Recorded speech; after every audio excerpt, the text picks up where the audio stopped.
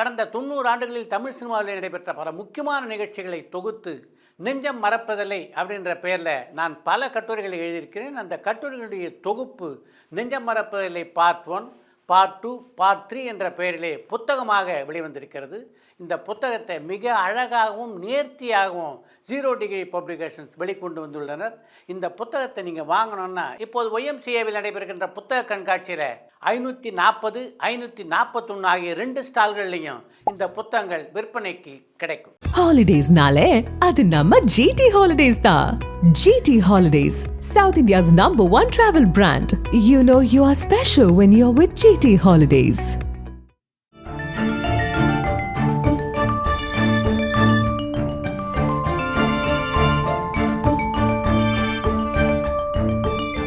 உங்கள் ஜீரண கோளாறுகளுக்கும் வயிற்றெரிச்சலுக்கும் சரியான ஒரு தீர்வு.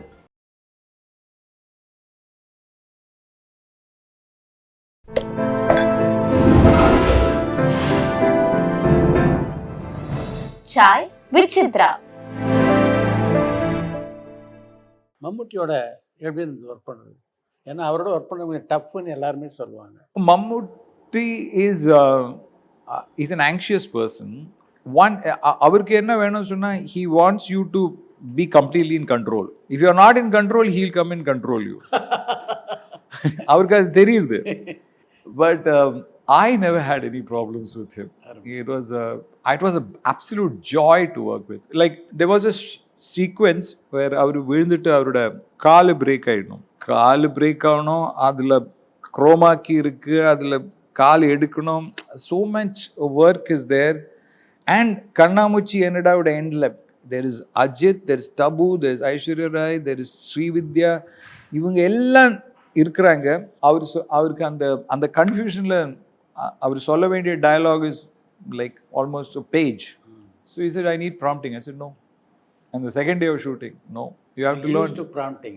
Yeah, he's used to prompting there. I said, no, but you have to learn. Then give me time. Whole unit it waited for 1.5 hours. He learnt it and came and just first shot, bang, correct. Super. And the sequence, then once he learns the lines, அவர் அதை உள்கொள்ளிச்சு அவர் deliver பண்ணும்போது ஒரு நீங்க ஒரு dialogue சொல்லும்போது உங்களுக்குள்ள அது அந்த குறிப்பிட்ட நேரத்தில் உருவாகி இருக்குன்னு ஒரு தாட் வரணும். That Mammootty will give you that. He's got that ability and he will get that. இப்போ ஒரு சின்ன சீன் இருக்கு, அவர் குடிச்சிட்டு அவரோட அந்த படத்துக்கு அப்புறம் அந்த கலாட்டெல்லாம் பண்ணியதுக்கு அப்புறம், நீ என்னடா அவனை பார்க்குறேன்னு சொல்லி அஜித் மேலே, நீ யார் அந்த ப்ளூ சட்டைக்காரிய அவளை லைக் பண்ணுறேன், எனக்கு தெரியும் சினிமாக்காரன் ஏமாத்திட்டு போயிடாருன்னு இந்த மாதிரி பேசி அவர் படுத்த உடனே தென் ஹில் ஸ்டார்ட் டாக்கிங் அபவுட் அங்கே இராணுவத்தில் போர் போனது. அந்த மேட்டர் கிடையாது. அந்த ஒரு காமெடியிலேருந்து ஒரு செல்ஃப் ரிஃப்ளெக்டிங் ஆக்குறது, தட் கைண்ட் ஆஃப் ஸ்விட்ச், that it's easy to right it, but if an actor doesn't carry that, then you're gone. A good artist is really useful, good actor. நீ கூட கொலுவுக்கு வந்தது காதலிக்க தானே? ஐயோ, ஷூட்டிங்காக. ஓகே. சுஜாதா எந்த அளவுக்கு பக்கபலமா இருந்தார் அந்த படத்துக்கு? ரொம்ப சார், அவர் ஒரு ஃபாதர் ஃபிகர். பிகாஸ் எனக்கு I never, I really felt like I had met a person who I could completely connect with. Because எனக்கு பிடிச்ச எல்லா விஷயங்களும் Sujata sir also likes it. Thought sinker. Yeah. So he's interested in science fiction, he's interested in cricket, he's interested in Carnatic music, he's interested in Tamil, ancient Tamil literature, Tamil Bhakti poetry. Everything Sujata sir is interested in. And most importantly, one level you have the rural Tamil on one side. In the other side, you have a flowery dialogue style of which was at that time a theatrical style from Vishu sir's strong dialogues. So dialogue writing சொன்னா ரொம்ப ஸ்ட்ராங்கா இருக்கணும். அது ஒரு மாதிரி மேடை தமிழோட ஒரு மீட்டர் இருக்கு, அதுலேருந்து வெளியே வந்தா இந்த மாதிரியான திங் ஆல்ரெடி ரூரல். சிட்டியில் இருக்கிறவங்க பேசுகிற தமிழ் அண்ட் ஆல்சோ அவர் அந்த கம்ப்யூட்டரில் அடிக்கும்போது அந்த ஒரு சின்ன ஷார்ட் பர்ஸ் கொடுக்கறது, அதில் ஒரு humour. So when he got going with Mani sir, there was a lot of, I really enjoyed the dialogues in Bombay. I think Bombay is a very well written film. True. Most people see Bombay as a thing, but actually is Mani's best written film because there's a lot of speed in the narrative thing. நீங்க ஒரு ஷாட்ல அவங்க enter பண்றாங்க ஆமே ஒரு கல்யாணத்துக்கு, அந்த பொண்ணை பார்க்குறாங்க, உடனடியா இந்த அவர் நடந்து வர்றாரு பிரிட்ஜில் வந்து வீட்டுக்குள்ளே போகிறாரு, வீட்டுக்குள்ளே போய் உடனே கல்யாணத்துக்கு வர்றாரு, கல்யாணத்தில் பாட்டு கண்ணாலனே பாட்டு ஸ்டார்ட் ஆகுது, அந்த பொண்ணை பிடிக்கிறது, அதுக்குள்ளே அந்த வீட்டில் வரும்போது அந்த பொண்ணை பார்க்குறாங்க, சைலாபானு சொல்கிறாங்க, அதுக்கப்புறம் ட்ரெஸ் மாற்றுறது டக் டக் டக் டக்னு போனால் உயிரே பாட்டு வந்துச்சு, தேர்ட் ரீலில் உயிரே பாட்டு, and she is leaving the house. By the fifth reel, they have already had a child. You know, so that kind of speed of narration, அதில் emotion work out ஆகுது. இந்த அளவுக்கு ஸ்பீட் பண்ணும்போது சில எமோஷன் போயிடும். But that balance between, you know, Mani and Sujata sir was really good. So எனக்கு இந்த ideas இருந்தது, but I didn't want to write. I wrote மின்சார கனவு in English. All my dialogues were in English. And then I translated that into Tamil. So, என்னோட அந்த metre was an English meter inside it. என்னோட ஹியூமரும் English meter. So this time I wanted to write in the vernacular, but I can't write Tamil. So what do? I said, okay, now so Mani said, you write it in Malayalam. I can't write Malayalam also. I can only write Hindi and the central school தானே படிச்சிருக்கேன். So I said, okay, now I'll conceive the scenes in Malayalam. So I started conceiving the scene and recording the scenes. And then I would act out whatever I wanted, pass it on to Sujata, and then pass it to Sujata sir, because it is written in one line and it's an established story, and the established story நீங்க எடுக்கிறீங்க. So அந்த scenes set ஆயிடுச்சுன்னு சொன்னால் அந்த dialogue குள்ளே வரும்போது தென் we had the first half, we shot the first half, and அதுக்கப்புறம் we did a test because in the BC centerல போனோம், அந்த பாயிண்ட்டுக்கு we took the film to E Road, we showed the film to a test audience, we saw it, and ஒரு சில portions we took it out because original scriptல Anitha Ratnam is what do you call, that is in the original Sense and Sensibility story, the character played by Ajith is actually Anitha Ratnam's brother. So இவங்கெல்லாம் பிரதராக இருந்தால் ஏன் இந்த ஃபேமிலியோட பிரச்சனை புரிஞ்சிக்கலாமே, இது it's not, then there is no humour because இவர் வந்து பார்த்து அந்த லொக்கேஷன் எடுக்கிறது அந்த ஹியூமர் எல்லாம் அடிபட்டு போகிறது. ஸோ இது இந்த விஷயம் தூக்கிடலாம், அது தேவையில்லைன்னு சொல்லி, because you are asking those questions. இவங்க ரிலேட்டடாக இருந்தால் அவர் எப்படி இந்த வீடு இல்லைன்னு தெரியும். All that remained is we just had to take 2 or 3 scenes out. So that kind of thing really, he was very interested also. And climax எழுதுறது, and I had shot the climax, Aishwarya walking down. That was a scene I had even discussed with Aishwarya when I was casting the film. அந்த தபலாக்காரன் வந்துச்சா அந்த மாதிரி பேசி கீழே வரும்போது இவர் எனக்கு உங்களை தான் வேணும்னு சொன்ன உடனே இவர் ஹக் பண்ணுறாரு. பட் இவ்வளோ நேரம் நீங்கள் மற்றவங்களை கல்யாணம் பண்ணுங்கன்னு சொல்லி ஒரு பொண்ணு வந்த உடனே ஹக் பண்ணும்போது அது எனக்கு இடிச்சுது அந்த எடிட்டிங் டேபிளில், இந்த translation. So I tend like it, but I wanted it back. And Aishwarya ராயோட டேட் கிடைக்கிறது, மம்முட்டியோட டேட் கிடைக்கிறது 1.5 மாதத்துக்கு அப்புறம் அந்த set was not available. So ஒரு எம்டி பிளாக் வச்சுட்டு இவர் வந்து திருப்பி ஹக் பண்ணும்போது இவர் கை வச்சுட்டு நான் எப்படி இந்த பொண்ணை தொடர்ந்து எனக்கு அந்த தகுதி இருக்கான்னு சொல்லி, then he wrote those lines, you know, ஒடிக்கல் நான் எதுக்காக போருக்கு போனேன், எதுக்காக காலை இழந்தேன், நான் எதுக்காக குடித்தேன், எதுக்காக இந்த மாதிரி பேசினேன், எல்லாம் இந்த பச்சைக்கண் தேவதை என் கையில் ஒப்படைக்கிறதுக்கு தான். ஸோ ஒரு லெவலில் ஒரு க்ளோஷர் இருக்குல்ல, உன்னோட விரக்திக்கு அந்த ஒரு ஆன்சர் கிடைக்கிறதுன்னு சொல்லும்போது காதலுக்கு மட்டும் கிடையாது, உன் உள் மனசில் இருக்கிற அந்த ஒரு ஸ்பிரிச்சுவல் கொஸ்டின் முடியறதுக்குள்ள அந்த dialogue, he understood that, he wrote that line and we shot it after 1.5 months. So அந்த சீன் பார்க்கும்போது light changes a little bit, but that is very important. ஒரு படத்தினோட முடிவில் மெயின் கேரக்டருக்கு ஒரு வாண்ட் இருக்கு சார், பட் அவங்களோட NEET என்ன சொன்னா is invariably அன்பும் self respect. Those are the things that you want from your life. நான் இதுக்கு ராணுவத்தில் சேர்ந்தேன், உன் மனசை புரிஞ்சிக்காம இன்னொருத்தனை கூட்டிட்டு வந்து பிடிச்சிருக்கான்னு கேட்டேன். இந்த பச்சைக்கண் தேவதையை கொடுக்குறேன், பத்திரமா பார்த்துக்கன்னு கடவுள் என்கிட்ட ஒப்படைச்சிருக்காரு. You may want a watch, you may want a car, you may want something. So the difference between need and want, அது ரெண்டும் இணைந்துடணும் கிளைமேக்ஸில். that we could achieve. And all this with Sujata sir, you can talk at that level, and there is no, I don't think அவரை replace பண்ண முடியாது, ரொம்ப difficult.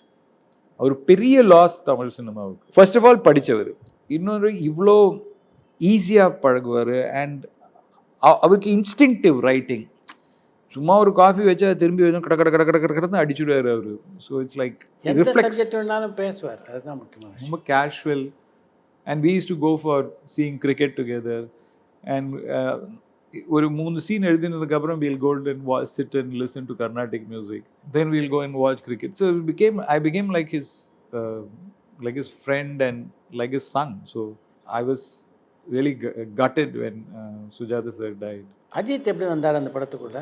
Ajith, as in your own interviews, Mr. Danu, you would have said that we were trying many people. Prashant was also there in the conversation. Prashant, Prabhudeva, so many people. So many people, and I mean, some the producer had some issues. Somebody wanted only to act with Aishwarya Rai or something like that. Hey, I'm not going to change anything for some artistic Aishwarya Rai கிட்ட. அவனுங்க என்ன, அது character தானே, character பண்ண வேண்டியது. And for me it was that ஒரு உலக அழகி ஒரு கால் போன ஒரு ஆளை அக்செப்ட் பண்றாரு. இது ஒரு லாஜிக்கே இல்லாத விஷயம். அதுதான் காதல், அதான் டெப்த் ஆஃப் லவ். ஒரு அழகான young person marrying young person is not at all interesting for me as a love story. புதுசு இல்லை. அண்ட் ஆல்சோ நீங்க பாலச்சந்தர் சாரோட படங்கள் பார்த்தீங்கன்னா சூப்பர் ஹிட் ஃபில்ம்ஸ் லைக் மரோ சரித்ரா எல்லாம் இருக்கும். But even now, I mean Athisaya Ragam, Anandha Ragam, that character of Srividya and Kamal Haasan எனக்கு ரொம்ப ஃபேசினேட்டிங்காக இருக்குது. இப்படியெல்லாம் அவர் சிந்திச்சாரு. It's such a interesting character. His characterization was very very interesting. So என்னோட கேரக்டரைசேஷன் இப்போ அது நான் மாற்றினால் படமோட அஸ்திவாரம் போயிடும். ஆர்டிஸ்ட் வரலன்னா வரல, அவ்வளோதான் மேட்டர். வேறு ஆர்டிஸ்ட்டு பார்க்கலாம். In fact for Mammootty we had also discussed Parthiban, we had discussed so many people for that also, Arjun. So அமையிறது ஒன்றுமே பண்ண முடியாது. இப்போ எனக்கு சரியா ஞாபகம் இல்லை, but there was a lot of back and forth with that. But it was fine working with Ajith, இல்லையா? Very nice experience working with Ajith, and even now he's he's very friendly when we meet. But அவரு வேற ஒரு உலகத்தில் இருக்காரு, racing super star ஆயிட்டாரு. But I enjoyed working with Ajith, and I think Ajith is a very good actor. He is also very good in, he has hurt காமிக்கிறது. இவ்வளோ அழகான ஆள் ஹர்ட் ஒரு படத்தில் இந்த இன்டர்வல் பிளாக்கு அப்புறம் நீங்கள் கீழே விழணும், உங்களுக்கு வலி இருக்கணும். அந்த வலி நீங்கள் காமிக்கும்போது ஆடியன்ஸ் அதை நம்பணும். So if you cannot show hurt, if you cannot cry as a heroine, if you cannot feel challenged, it's very difficult to be an actor in the long run. So if you're just a handsome, lot of good looking men have not become good actors, because they'll normally not associate good acting with a good looking man because that hurt is not coming through. Correct. Kamal worked really very hard. Kamal is a very good looking man who managed to pull it off. But பொதுவாக that will be a problem. பொதுவாக நடக்கிறது இல்லை. That is because of this. நீங்கள் அவங்களுக்கு சோகம் இருக்குன்னு உங்களால் நம்ப முடியாது. பட் when Ajith shows சோகம், you will feel it. நம்புற மாதிரி இருக்கும். Good actor. உன்னை முதல் தடவை பார்க்கும்போது நான் முடிவு பண்ணிட்டேன், எங்க அப்பாவை எதிர்த்து வீட்டை விட்டு வெளில வந்து கஷ்டப்பட்டு கண்ட குடிகாரர்கிட்டே போய் கதை சொல்லி இன்னைக்கு நான் சாதிச்சிருக்கேன். எல்லாமே உனக்காக. அந்த படத்தை பொறுத்த வரைக்கும் நீங்கள் யார்கிட்ட உதவி இயக்குனராக பணியாற்றினீங்களோ அந்த ரகுவரனோட பணியாற்றினீங்க. Raghu and I went to institute together. அவர் 7வது மனிதனில் we had done a film. 7வதுல நீங்கள் அசிஸ்டன்ட் டைரக்டர். ஆமாம். and 7வது மனிதனுக்கு காஸ்ட் பண்ணிய reason is Hariharan sir was coming and doing ஒரு என்ன சொல்கிறது, ஒரு ஒர்க் ஷாப் ஒரு வாரத்துக்கு on cinema in in in Madras film institute, Tamil Nadu film institute. அங்கே ஒரு ஃபில்ம் அப்ரிசியேஷன் கோர்ஸ் நடத்தும் போது this man had come and we had he saw him and he said, why don't you cast. அப்படிதான் ஹரிஹரன் சாருக்கு ரகுவரன் ரேடாரில் வந்தார், because he was in our institute at that time. And then when he joined, it was like wow, we could see Raghuvaran acting in the Kaake Chirukku Nilai on all this kind of thing. And then I had worked with Raghu again when I was doing Chaitanya. He was one of the villains in that.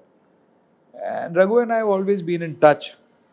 அவருக்கு you know அந்த western cinema ரொம்ப பிடிக்கும். James dean அவருக்கு ரொம்ப அந்த ஜாக்கெட்லாம் வேர் பண்ணி James Dean மாதிரி தான் நடப்பார்.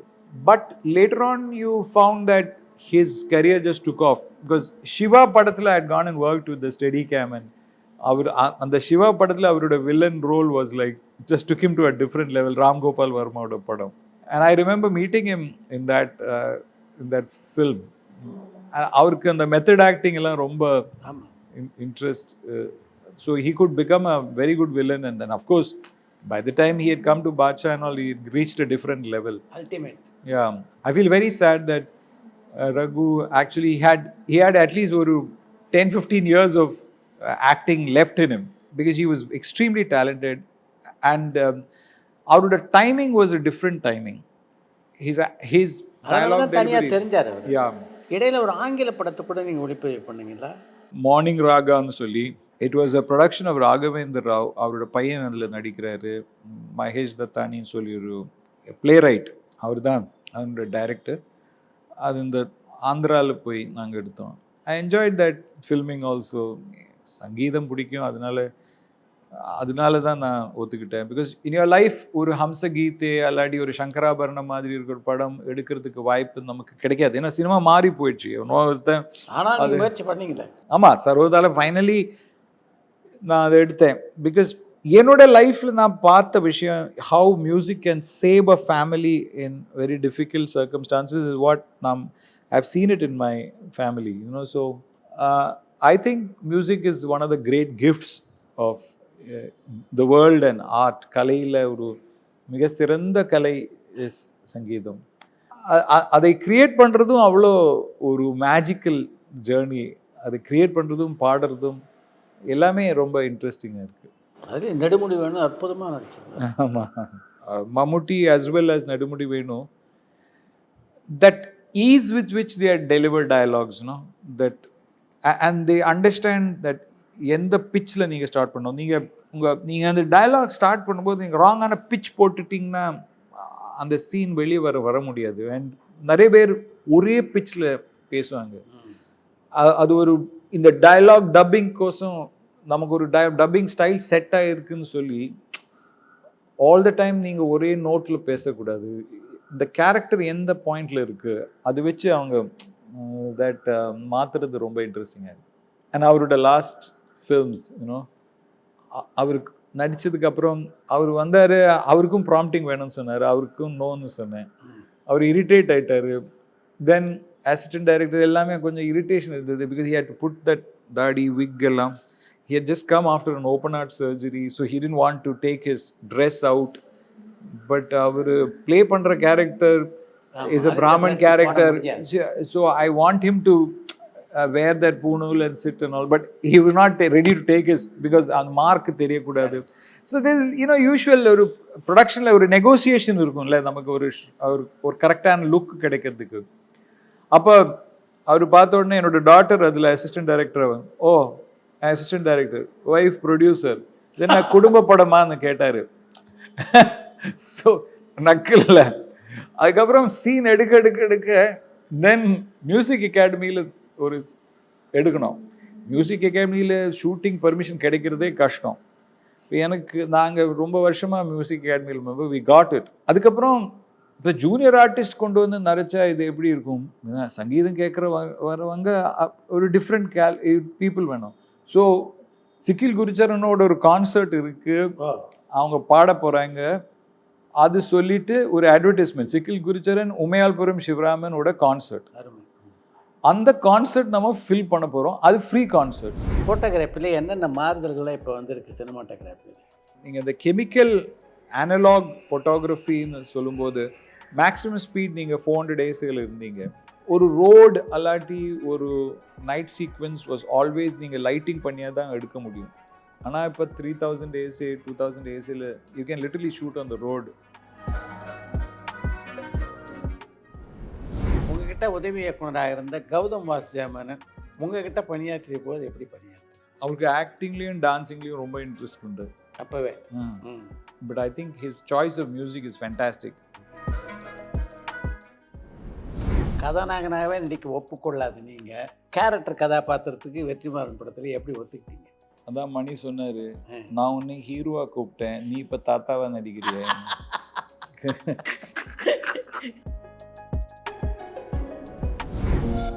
பரபரப்பான சினிமா செய்திகள், நட்சத்திரங்களின் பேட்டிகள், சினிமா வரலாறு ஆகியவற்றை பார்க்கவும் படிக்கவும் உங்களுக்கான இணையதளம் talkies.co.